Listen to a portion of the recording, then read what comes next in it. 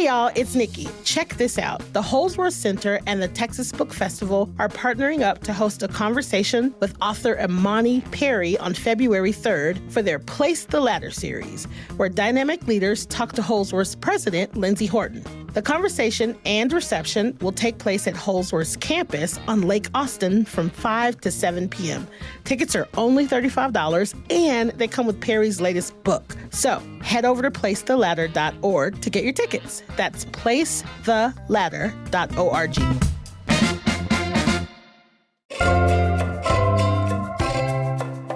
Today on CityCast Austin, it's the Friday News Roundup. I'm here today with newsletter editor Kelsey Bradshaw and executive producer Eva Ruth Moravec to talk about a few stories that caught our attention this week. We're going to give you yet another update on 6th Street. We're going to talk about layoffs at the Alamo Drafthouse, and we're going to fill you in on the upcoming weather. And we're going to share our weekend picks of what we're doing.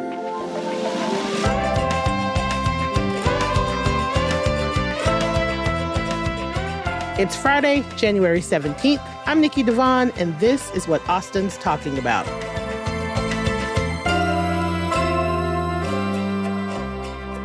Hey, Eva Ruth. Hey, Kelsey. Hello, Nikki. Hi, happy Friday. Happy Friday. Happy Friday. Okay, so let's dive right in. What are some stuff that caught y'all's attention this week?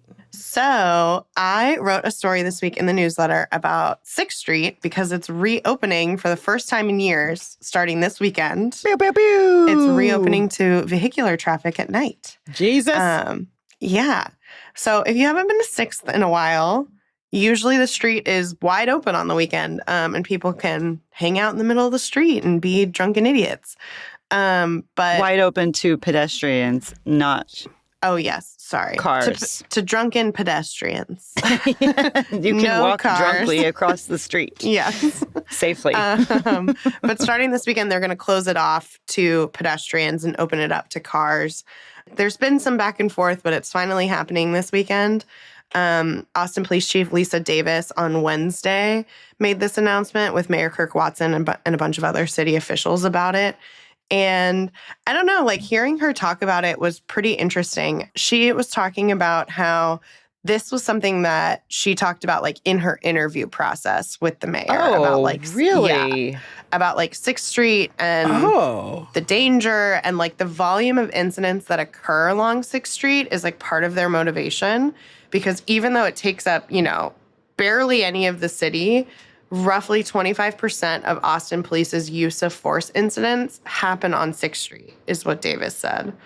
And a quote from Wednesday that I really like that she said, the chaos that ensues when we're locking down these streets like this and inviting more chaos into this place, it is not tenable. It has to change. But apparently they've been opening the road to cars on Thursdays and Sundays since early December. They were doing like a little soft opening of this. And they said that no incidents occurred during that time. And they paused the plan at the beginning of January because of the New Year's Day terrorist attack in New Orleans and because of some inclement weather that could have caused icy conditions. So they're moving forward with it now. Okay, but also that pilot period was when no college kids were in town, right? True. I'm just saying. So I'm nervous. I hear why. I get it. I understand. But I also think to go from, there was no weaning. You know what I mean? It's like to go from okay, this was this way for however many years. And now, without little to no warning or no weaning off, we're going to open up the entire street. So may the odds ever be in your favor.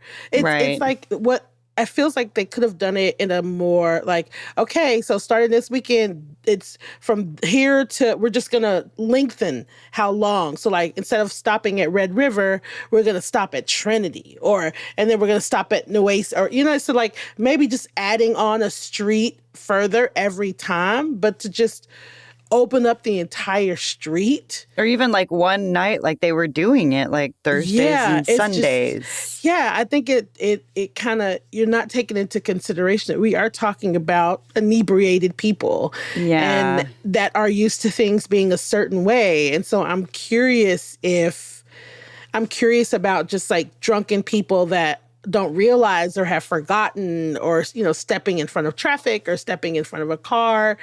And like, before anybody says anything, well, they shouldn't be drunk. They should. That's exactly why they're there. They're there to have alcohol. Yeah. And it's an entertainment district. Yeah. So like, there are going to be drunk people. Yeah. And drunk kids who, again, y'all, our brains don't fully form till we're 26. Yeah. So I'm not saying that our college kids are not bright and intelligent and wonderful people. Clearly they are. They're going to take over the world and save us all. But when your brain is not fully developed and you're a little drunk, they're idiots. Also, it's like you're not the safest. Both can be true. Both can be true. I wasn't a safe 21-year-old at all. Right. 6th Street looks different too. Like there's photos online of the fencing that they put up because they're widening the sidewalks, which is nice. But so like the fences are extended out to where like usually a car could be parked. Yeah. And so the idea is like there's more room on the sidewalks and like getting people out of the street will make it safer. Something else interesting about this is like y'all know all the little food carts on 6th Street? They're going to have to move to side streets. They won't be able to be like directly on 6th Street now. And I think that's like an interesting, like I'm very interested to see how that works out. Yeah. And just, I mean, how all of it works out. But that part too, I find interesting. When did you say that pilot period was? Because it does it started in early December. My concern is that enough time, and was the volume of people down, were the crowds that were down there like actually representative of what 6th Street is like on a regular weekend? Those fences look kind of like a festival, what you would see at a festival. They do look like the right thing, like, but what if there are big crowds pushing on them? It can get crowded out there. Like even just looking at photos from, Halloween on 6th Street makes me claustrophobic. If you've never been on 6th Street when they are trying to disperse a crowd and pushing everybody onto the sidewalk and they're spraying mace and they're trying to get you to disperse and everybody's crowding on the sidewalks, crowding up against businesses, trying to get away, that is incredibly dangerous. Like people have been trampled. Yeah, St. Patrick's Day. Yeah. What's going to happen? That'll be a big test, I think. And you said there are some closures that'll still take place, right? Yeah. So like during South by Southwest, cars won't be allowed on 6th Street. It'll be how it always is, that you're able, it's impossible to get around downtown in a car during South by Southwest anyway. So don't feel like anyone's losing anything there. But yeah, like for festivals and stuff like that, 6th Street will still get closed off to cars, and that's nice. And like that's my thing very is interesting. It's really interesting. Are you not worried about safety during those times? Because that's even more people. So what?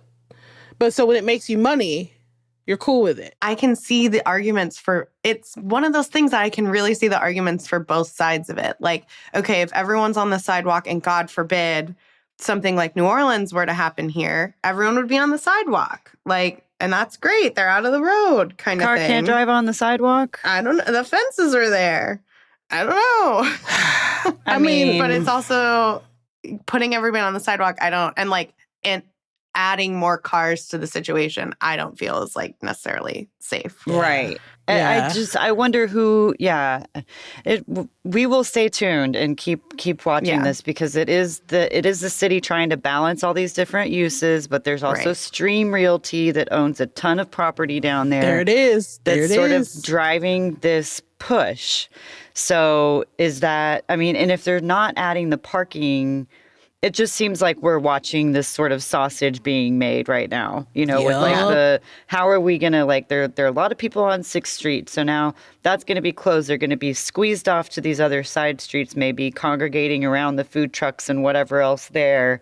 Where are the police going to be in this scenario if there's no parking on 6th Street? Are they going to be parking on the side streets to be, it's... I hate to sound like the old crazy person on her porch, but like, it just feels like this is like, in 5 years, it's going to be like, what happened to 6th Street? Where's all the character we used to have? What's going on? It's going to be, this is the beginning, like you said. It could be they paid attention. They listened to people. They took it all into account. And now we have this place that, can serve a mix of uses. History tells us that is not the truth. I believe it when I see it. Maybe Stream Realty is going to be the one developer that is different. Maybe they will be. My only thing is, like, they're going to do it. It's done. It's a done deal. But the least they could have done is just, like, ease people into it. Ease people into it. Give people an opportunity to get used to that this is what's happening. Yeah. Instead of just like, whole street open. Yeah, like what is the rush? Well, okay, and just one question for y'all. Do you remember in our very first interview for CityCast Austin, the very first episode we ran was an interview with Mayor Kirk Watson. Mm-hmm. And he talked to us about wanting to clean up 6th Street and that was something that has been on his mind. Foreshadowing. That's all I'm saying. I mean, it's, I was not paying attention when he said that thing because I was excited about my new job. But now that you're bringing it up, very sneaky, Mr. Watson. And this has been mayors for as early as 2001. I think Mayor Will Wynn was talking about wanting to clean up 6th Street. So it's been a challenge for them. I'll say that. Mm-hmm. Yeah, I think it's been in the works for a very long time. I would suggest that everybody within the sound of my voice go to 6th Street and just like get your little last bit of nostalgia in because things are about to change. Yeah. And some people might be like, yeah, things should change. And that's cool too. That's fine too. But, there's cool stuff down there, whether you're into the shot bars or cocktails or Esther's Follies or music. I mean, yeah, maybe we can have like a restaurants. second line for Old 6th Street. Somebody take that. And make it happen. And also, I think people say that it's a lot of it, having it closed is affecting businesses. But I also think that you're going to be affecting business either way. So depending on what Stream Realty does, you may see different bars close down. You may see, you might see people's livelihood affected in many ways.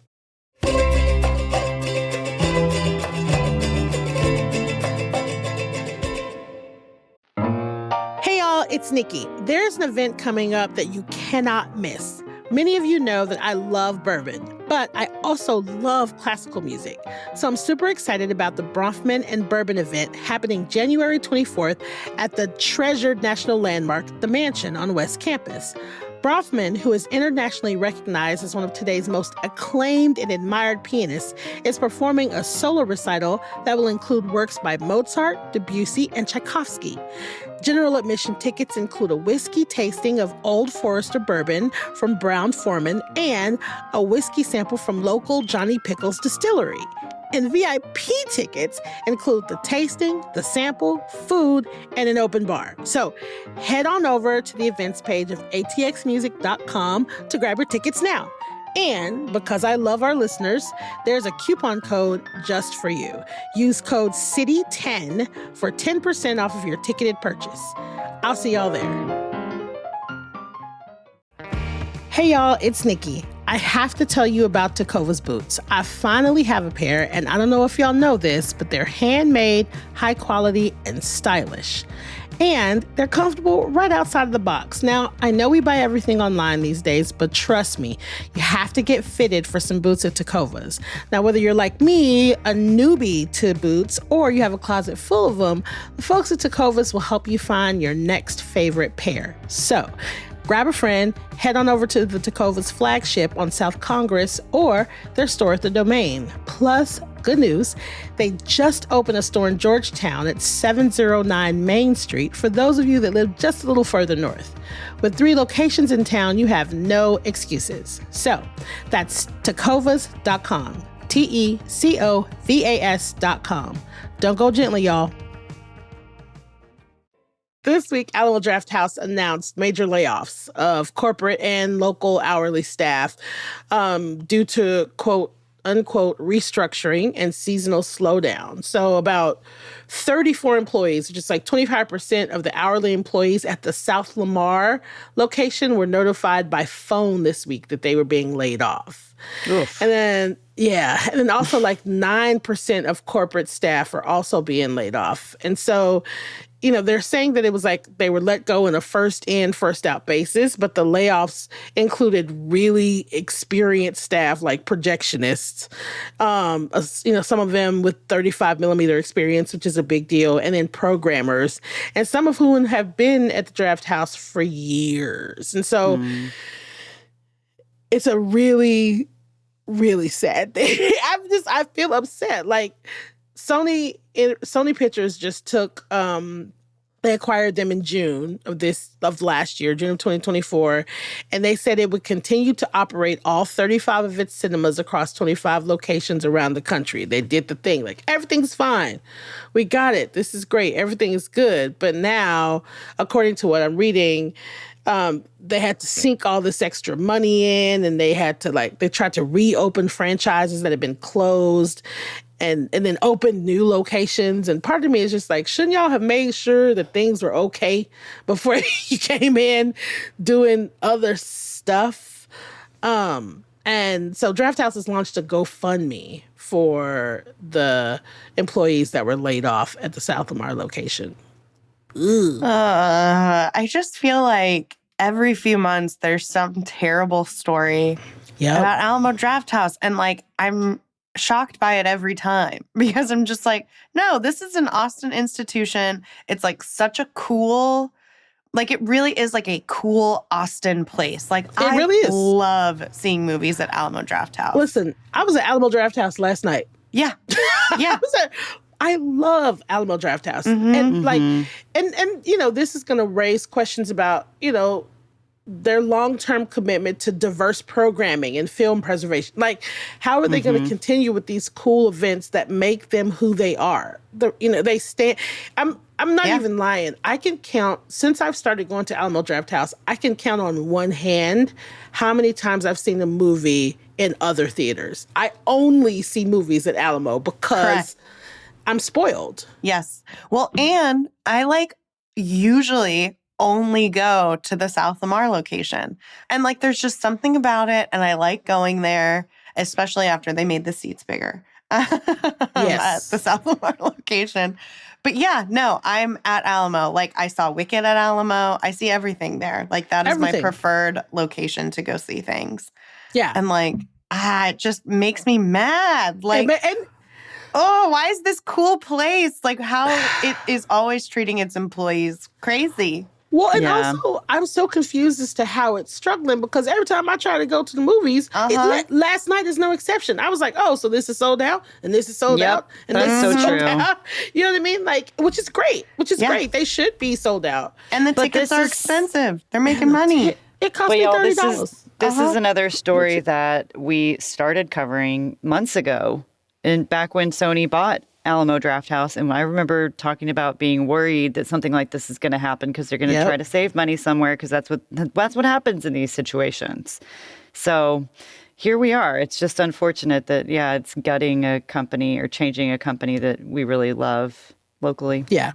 And here's the other thing that I think the other thing that makes Alamo Drafthouse really special are the people that they hire, the staff that they hire. And I know that I am probably very, very biased because for a long time, a lot of my friends worked for Alamo Drafthouse, but it adds to, it's like this really great mix of service industry and performers and weirdos that do these fun things. That is what makes the experience as good as it is.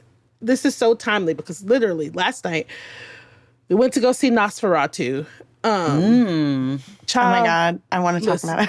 I haven't seen it. Wait, why did you see a very scary movie?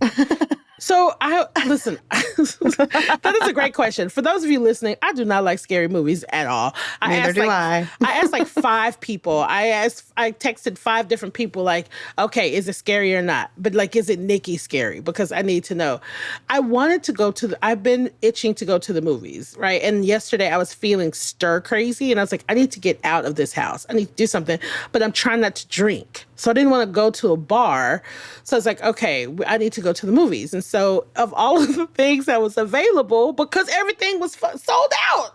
So we're like, okay, we settled on Nosferatu because it was like, it's beautiful and it's cinematic and all of the things.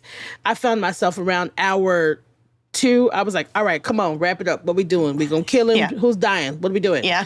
But so I brought this up. We're in Alamo Drafthouse having a great time. And we hear a kerfuffle down below us. Somebody is doing something they're not supposed to be doing, and a manager has to come and ask someone to leave. In all of the many years I have been going to Alamo Drafthouse, I have never seen anyone had to be asked to leave. Same. They asked this man to leave. He retorts with all kind of F-bombs. Oh my and it's gosh. just like, you're going to have to give me my money back, blah, blah, blah. And the guy's like, no, I'm not. Please get up and leave. Like, the guy is like calm as a cucumber. And this man is F-bombing him, like just loud in the middle of the movie. He's like, sir, get up. The guy gets up and he goes, no, leave the beer. And the guy dumps the beer over, like knocks the beer over. What the hell? Yeah, gets up, storms out, F-bombs out of the door.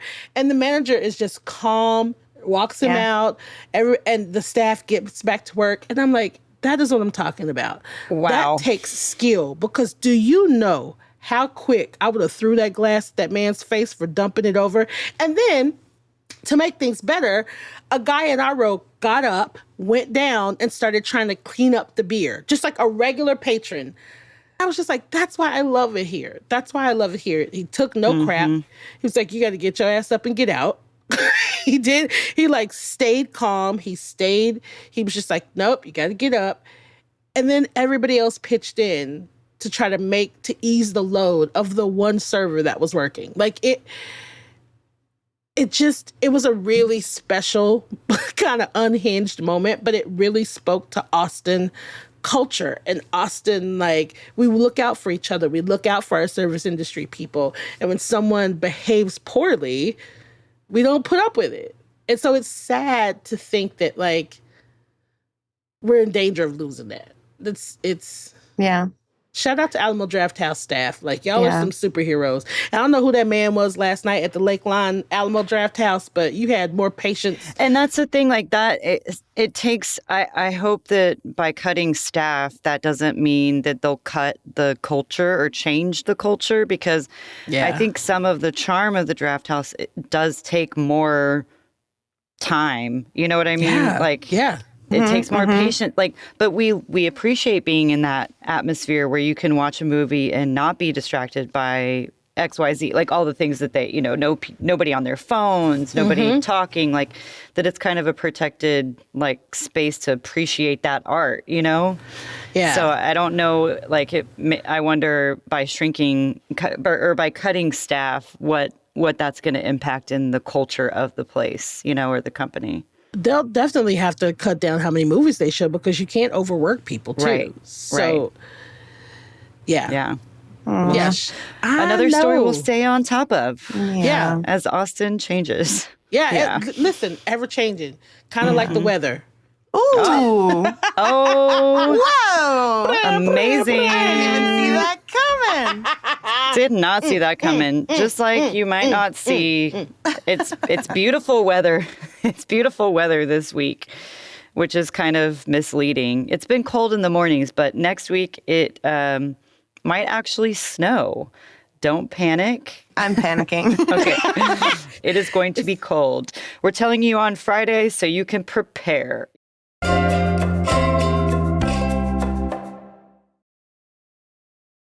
So yeah, be ready for temperatures to get down to the 20s at night, and very small chances of snow actually happening, 20 to 30% chance. And that could always change. It always does. But you never know what might happen. Just be weather aware. Freezing rain is possible before midnight on Monday. And then we could have some snow showers early Tuesday also. And Tuesday night is going to be really cold too. So, yeah, it's the ups and downs. Here's my thing. It's like I look at the National Weather Service website like every day. I have never seen something called a snow shower. So according to the Google machine, snow showers are a brief period of snowfall that can vary in intensity and can cause some accumulation of snow. Why isn't it just snow then? Snow showers are short periods of snowfall. Okay. Like a rainstorm. Nikki's like, you idiots. But snow flurries are light snow that falls for short periods of time with no accumulation. Okay. Oh, accumulation. Okay. So maybe I think accumulation is the So we can make snow angels during the snow shower. Yes, perfect. Or snow tots, not full snowmen, just snow tots. Oh man, that's funny. Be bundled up no matter what you're doing. I know a lot of people will be out and about for MLK Day. So should we just mosey on into what y'all doing? Look at that segue. We moseying right into it. Come on, Mosey. I love it. We could mosey. Oh, yeah, let's march. Yeah, let's march into what y'all doing segue. On Monday, I'm excited. I'm planning on braving the cold and bundling up, heading down to the Capitol at 9:30. That is where this year's MLK March is going to begin. I think in previous years they've done it at the MLK statue, and it seems like that has changed.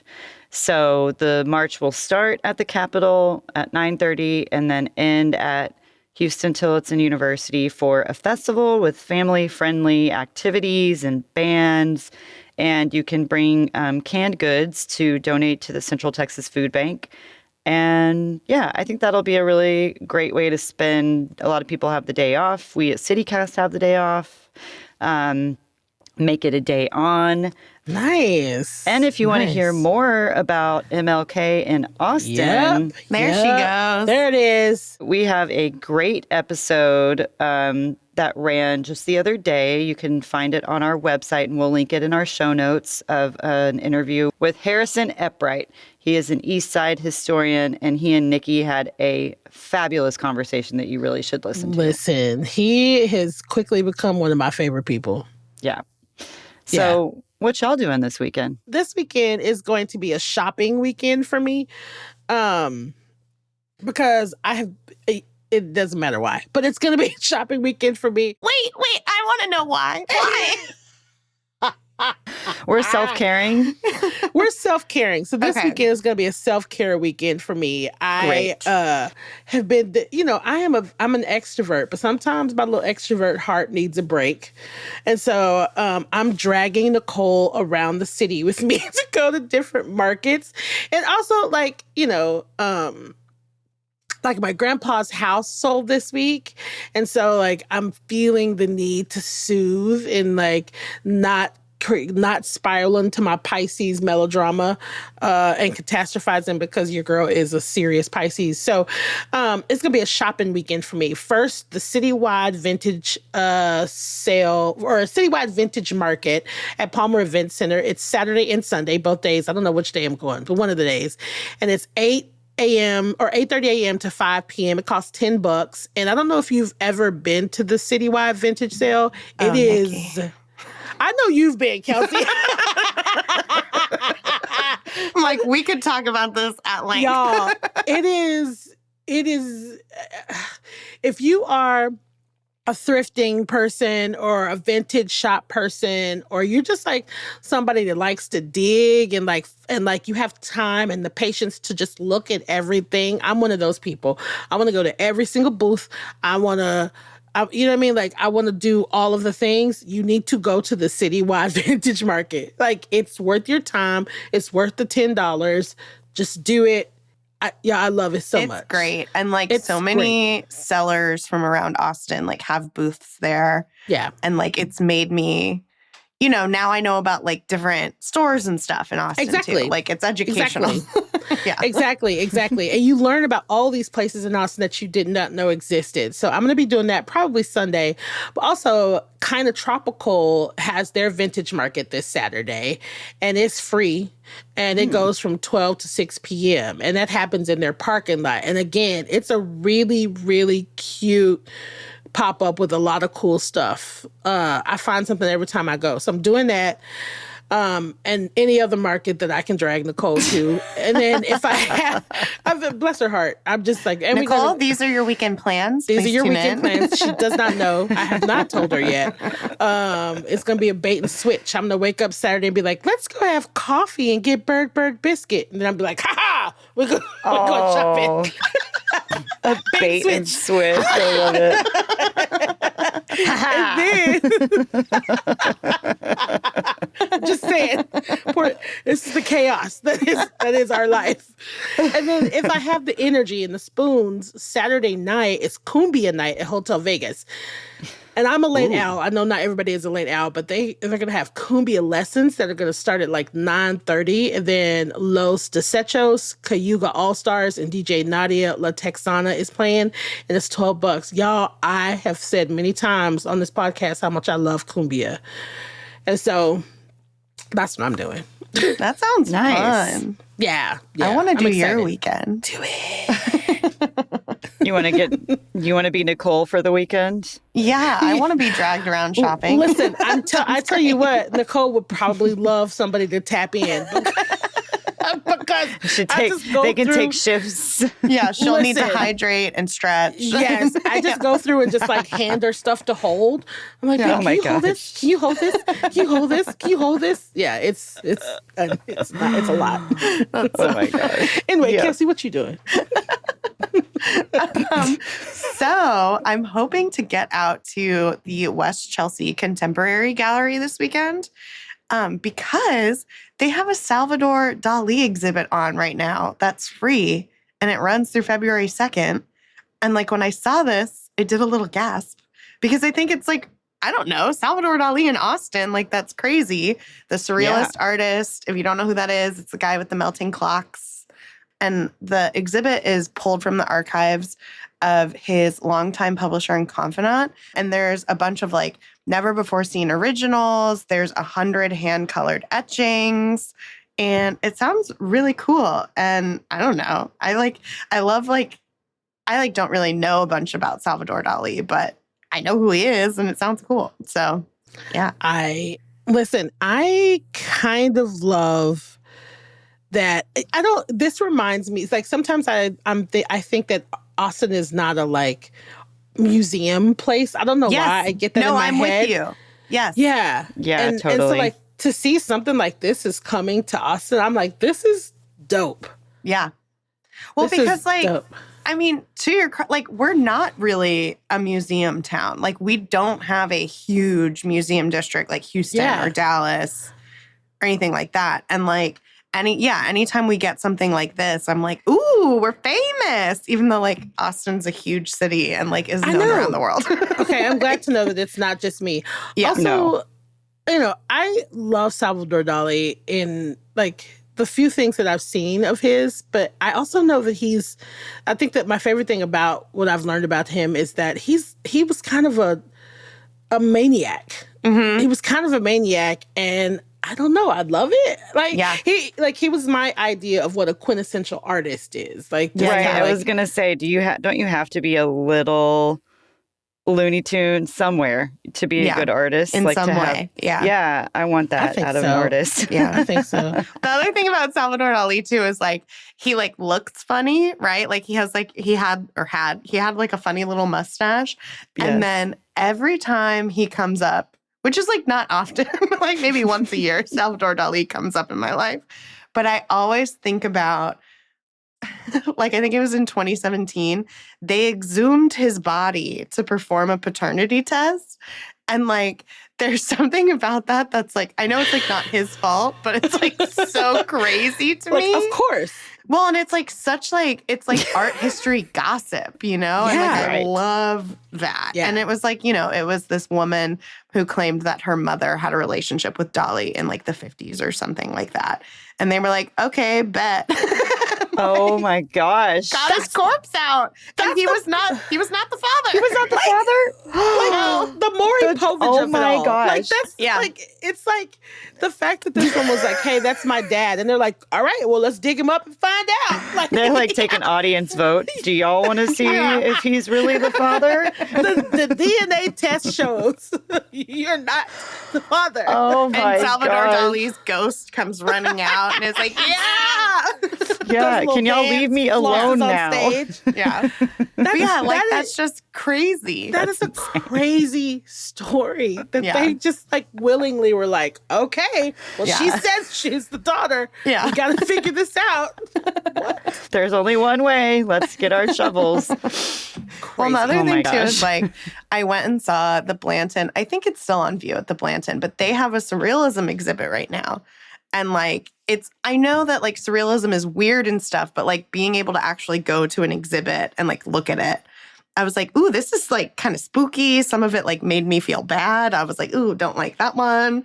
And so I feel like I'm on a little surrealist kick. So, oh, look at you. Shout out to the Blanton. Nice. I want to be the type of person that likes surrealist. I do. I want to because I think it's so cool. But there are just a lot of times I see it, I'm like, my skin is crawling. What's happening? I feel uncomfortable. I don't like it. Yeah. Well, so I'll report back. I'll see if it's creepy. Creepy or any big faces. Let me know. Yeah. No, yeah. There's some stuff where I'm like, ooh, that's like uncanny valley stuff. I can't do it. So, but yeah. Anyway, I'm twirling my mustache on my way. All right. I love it. Nice. I love it. Twirl your mustache into the weekend, Kelsey. Yeah, that's what I'll be doing. Well, so now y'all have a whole bunch of cool stuff that you could possibly get into. Hopefully we'll see you guys out and about. Y'all, thank you so much for rounding up the news with me this week. This was fun. It was fun. Thank you for having us. You guys are the best. Happy weekend. Bye. You're the best. Oh, bye, Kelsey. Bye, Eva Ruth.